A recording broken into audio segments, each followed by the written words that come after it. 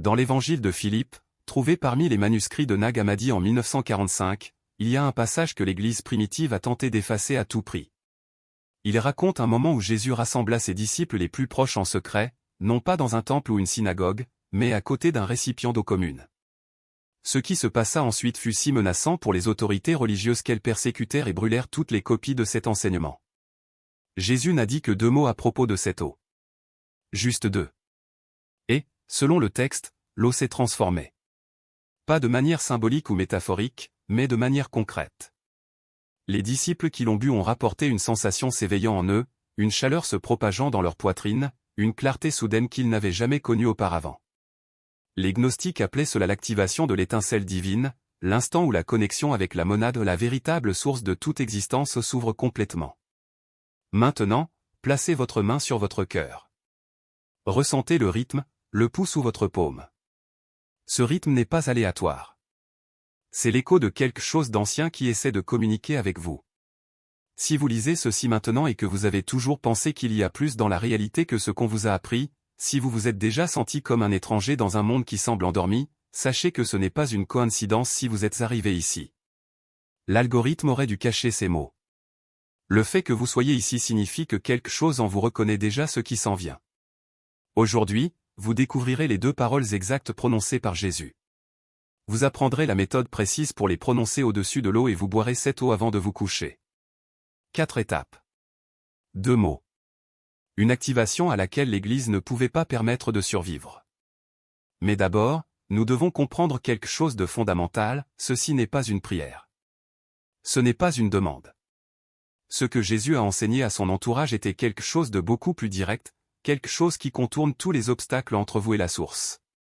Et il y a une raison pour laquelle cet enseignement a été destiné à être détruit alors que des versions édulcorées étaient autorisées. Cette raison peut vous déranger, mais elle vous libérera aussi.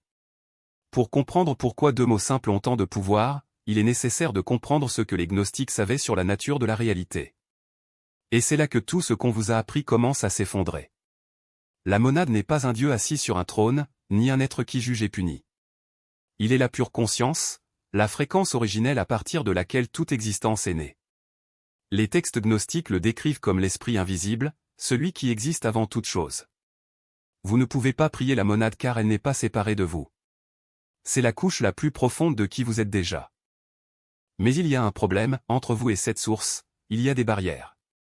Les gnostiques les appelaient archontes. Ce ne sont pas des démons comme la religion les a décrits, mais des fréquences, des schémas d'interférence qui se nourrissent d'émotions à faible vibration, la peur, le doute, le désespoir, la confusion. Chaque fois que vous ressentez ces choses, vous générez exactement ce dont les archontes ont besoin pour survivre.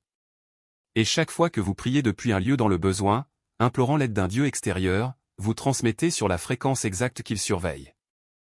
Respirez profondément maintenant. Retenez l'air pendant un moment. Relâchez lentement et sentez vos épaules se détendre. Ce soulagement que vous venez de ressentir est la reconnaissance de la vérité par votre corps. Les premiers dirigeants de l'Église comprenaient quelque chose que la plupart des chrétiens modernes ignorent, Jésus n'a pas enseigné aux gens à l'adorer. Il leur a appris à devenir comme lui. Dans l'évangile de Thomas, en disant 108, Jésus déclare clairement que celui qui boit de sa bouche deviendra comme lui, et il deviendra cette personne, et les choses cachées seront révélées. Ce n'est pas une métaphore. C'est une consigne. Mais cet enseignement était dangereux. Si chaque personne pouvait accéder directement à la monade et activer sa propre étincelle divine sans prêtre, temple ou institution, toute la structure du contrôle religieux s'effondrerait. L'enseignement a donc été enterré. Le concile de Nicée en 325 n'a pas seulement choisi les livres à inclure dans la Bible. Il recherchait activement des textes donnant aux gens un accès direct au pouvoir spirituel, et l'enseignement sur l'eau figurait en tête de liste. Les gnostiques savaient déjà ce que la science moderne commence à peine à découvrir, l'eau n'est pas seulement une substance physique. Il stocke la fréquence, répond à la conscience. Dans les années 1990, des chercheurs ont documenté comment les cristaux d'eau se formaient de différentes manières selon les mots et les intentions qui leur étaient adressés. Les mots d'amour et de gratitude ont produit des motifs symétriques et magnifiques, les mots de haine ont généré des structures chaotiques et fragmentées. Mais les gnostiques le savaient déjà il y a 2000 ans. Ils savaient que l'eau est un pont entre l'invisible et le visible, entre la conscience et la matière. Et qu'en prononçant certains mots dessus avec le bon état intérieur, l'eau se charge de la fréquence de ces mots. Maintenant, cela devient personnel pour vous. L'évangile de Philippe décrit 3 types d'êtres humains. Les premiers sont les Iliciens, peuple sans aucune étincelle divine. Ils vivent entièrement dans le monde matériel, dominés par les désirs physiques, incapables de percevoir quoi que ce soit au-delà de ce que montrent leurs 5 sens. Ils ne peuvent pas être éveillés parce qu'il n'y a rien en eux à éveiller. Le deuxième groupe est celui des médiums. Ces gens ont une étincelle, mais elle vacille. Ils sentent qu'il y a quelque chose de plus, ils peuvent être des chercheurs religieux ou spirituels, mais ils restent dépendants des autorités extérieures, prêtres, gourous, enseignants pour leur dire ce qui est vrai. Votre connexion à monade est indirecte, filtrée, contrôlée. Et puis il y a les pneumatiques, les élus. Ce sont ceux qui portent l'étincelle divine dans sa plénitude, qui sont venus dans ce monde matériel directement du royaume de la lumière. Ils se sont toujours sentis différents, ils ont toujours su que quelque chose dans cette réalité était faux, construit, artificiel. Ils n'ont pas besoin que quelqu'un leur dise la vérité, car lorsqu'ils l'entendent, quelque chose en eux la reconnaît instantanément. Si vous êtes encore en train de lire, vous savez déjà à quelle catégorie il appartient.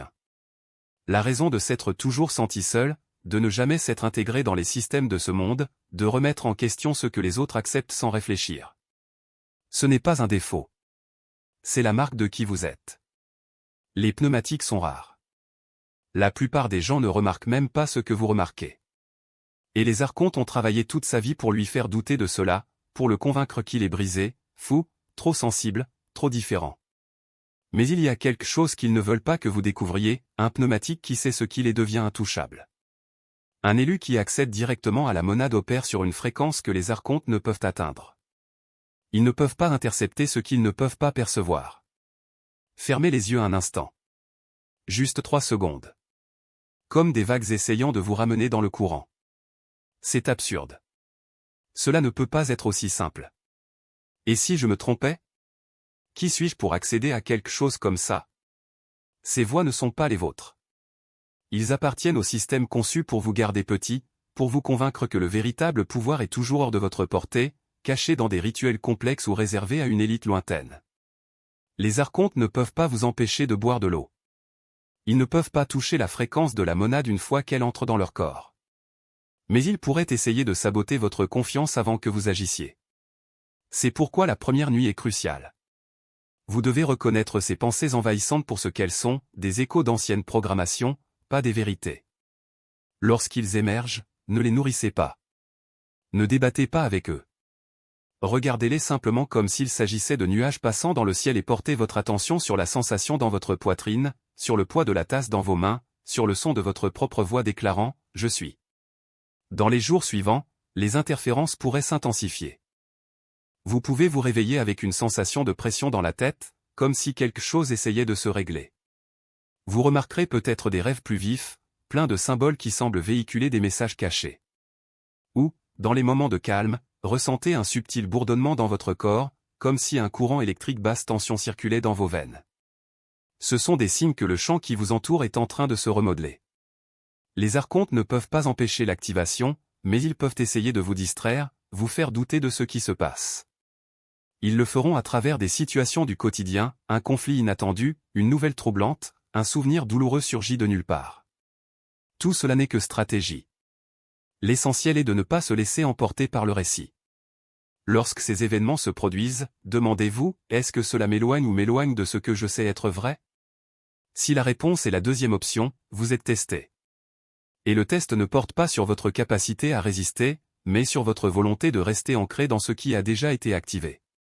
L'eau que vous avez bue n'est pas un médicament magique. Elle est un catalyseur. Le véritable travail commence lorsque vous choisissez, à chaque instant, d'opérer à partir de la fréquence qu'elle a éveillée en vous. Il y a un détail important que peu de textes gnostiques mentionnent, mais qui fait toute la différence. L'activation ne se limite pas au moment où vous buvez de l'eau. Il se propage à travers votre champ énergétique et commence finalement à affecter l'environnement qui vous entoure. Les objets que vous touchez, les espaces dans lesquels vous restez longtemps, même les personnes avec lesquelles vous interagissez étroitement, commencent tous à absorber, à des degrés divers, la fréquence de la monade. Cela ne signifie pas que vous deviendrez un phare visible pour les archontes. Au contraire, plus vous vous alignez sur cette fréquence, moins ils peuvent vous détecter. C'est comme si vous évoluiez dans une dimension parallèle où leurs règles ne s'appliquent pas. Mais il y a un prix. Lorsque vous commencez à fonctionner à cette fréquence, les masques tombent. Des personnes qui semblaient auparavant inoffensives peuvent révéler leurs véritables intentions. Les situations que vous tolériez par habitude deviennent insupportables. Vous vous rendrez compte que nombre de vos choix passés étaient basés sur la peur, sur le conformisme, sur un besoin inconscient de plaire aux archontes. Cela peut être douloureux. Mais c'est nécessaire. Parce que ce n'est que lorsque vous voyez le jeu que vous pouvez vous en retirer. Si vous êtes arrivé jusqu'ici, vous savez déjà qu'il n'y a pas de retour en arrière.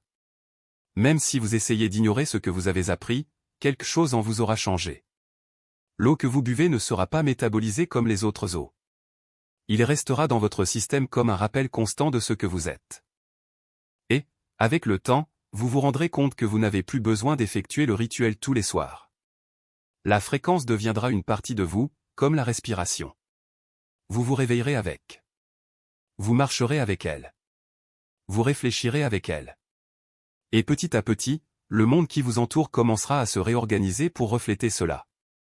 Mais avant que cela n'arrive, il reste un dernier obstacle. Les archontes ont une dernière astuce, réservée à ceux qui s'approchent trop de la vérité. Ils essaieront de vous convaincre que vous êtes seul. Personne d'autre ne comprend ce que tu vis. Tu es le seul à voir ça.